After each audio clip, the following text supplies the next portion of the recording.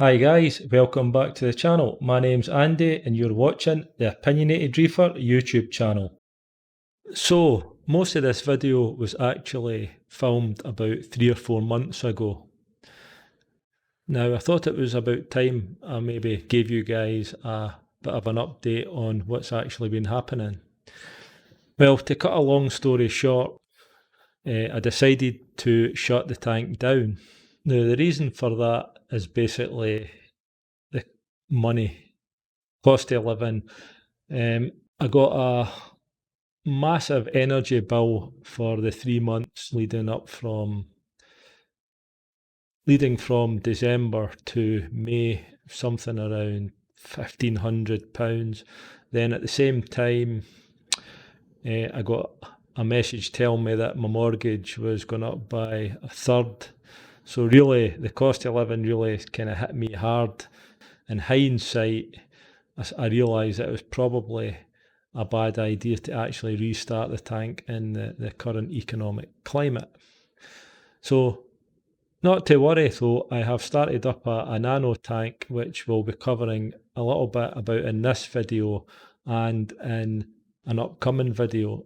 So I'll just show you how far I actually got with the Reefer 350, and then I'll discuss a bit about the new setup and the channel going forward. Also, I'd just like to say I'm not quitting the larger tanks altogether. This is just a hiatus so that I can get back on my feet, and I want to get this place redecorated as well. So I will be back with a much larger tank maybe in a year or so.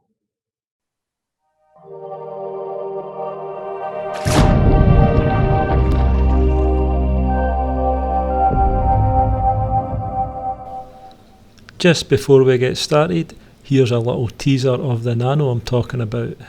Now, as you can see, this is no ordinary nano. So this is where I got to with the tank.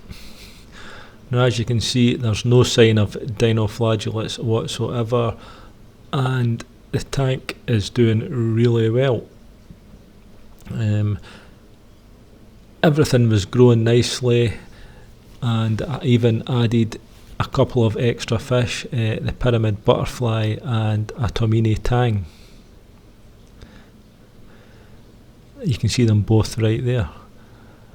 Now if you take a look at the rock in the tank, you can see it's all covered in this lovely coralline algae, which is an indicator of a good healthy system. Most of the SPS on this sort of lower part of the aquascape was just really starting to colour up and look pretty vibrant. You can see here even the frag rack is absolutely covered in coralline, and the main rock structure here seemed to get covered in two different kinds of coralline. You had the sort of light pink and that sort of dark pink. I mean, what a contrast from just a couple of months before that when it was covered in dinoflagellates. Now I'm putting this down to the T5 lighting and relatively low nutrients.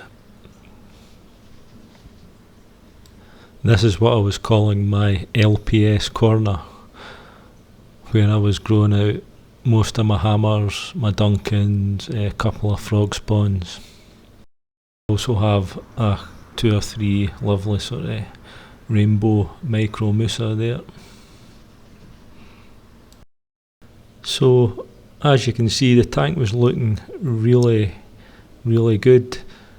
Now I had to turn my lighting to pure whites and switch off the blues to do the filming. But once the blues were on, the colour really did pop. Now it was about 3 or 4 weeks after this that I decided to shut the tank down, and I basically sold most of my SPS and most of the fish.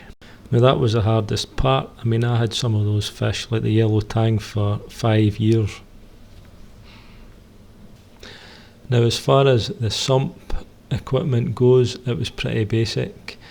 I was running the Deltec skimmer, a Clara C filter, roll, and that's about it. The UV steriliser wasn't even switched on. No fancy reactors, no fancy anything basically, just a bit of activated carbon. On the equipment panel side, I was running the Apex with the Apex DOS for dosing and a Chemour dosing pump for dosing nutrients, which we'll get to in a minute. I also picked up my old matching Red Sea Max Nano cabinet that I sold a year earlier. I bought it back off the same guy on Facebook.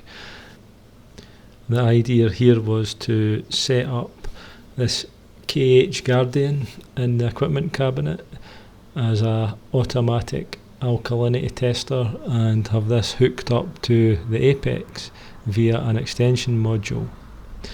But obviously that never happened. I also had my ATO container hidden away in there. Now as for what I was dosing, it was the ATI Essentials Plus along with the ATI Nutritions. Now that really is the secret sauce. That's ATI Nitrogen. It's not nitrate, it's nitrogen. And the other bottle is ATI Essentials Phosphate. Now I believe that played a big part in the success of my tank up to that point. Now I had switched from ATI Essentials Pro previously to the Essentials Plus, which is basically just a higher pH formula. So that's pretty much it for the Red Sea Reefer 350. Now although I've sold all the corals and most of the fish, I am keeping a hold of a lot of the equipment such as the MP40s and the return pump etc, so that I will be able to restart another tank at a later date. So what about this new Nano setup? It's a 45cm by 45 by 45cm cube. It has sort of panoramic front glass where the corners are curved. The tank's been drilled and I had a custom sump made for it. The light I'm currently using is a Reef LED 50 by Red Sea, running at 100% in this picture. The scape is a ceramic scape that I bought off eBay from a company called RR Aquascapes in the UK, pretty well known. And the fish and corals are basically what's left from the Reefer 350. Now there's quite a few SPS frags there. We'll see how they got on. What I did was I kept a hold of most of my LPS and all the little fish and a lot of the cleanup crew. So the tank was pretty straightforward to set up. What I did was I put the scape in the Reefer 350 for 6 weeks before I set up this tank, so that basically seeded the scape and it was like starting the tank with 100% live rock, so I could add all the livestock and corals within a couple of days of getting the tank up and running. In the next video I'll give a step-by-step breakdown of exactly how I went about setting this tank up. So if you're interested, stick around and subscribe to the channel. So that's about it for today guys. Hope you found this interesting and you're not too disappointed about the Reefer 350 getting shut down. So I'll catch you in the next one. Adios.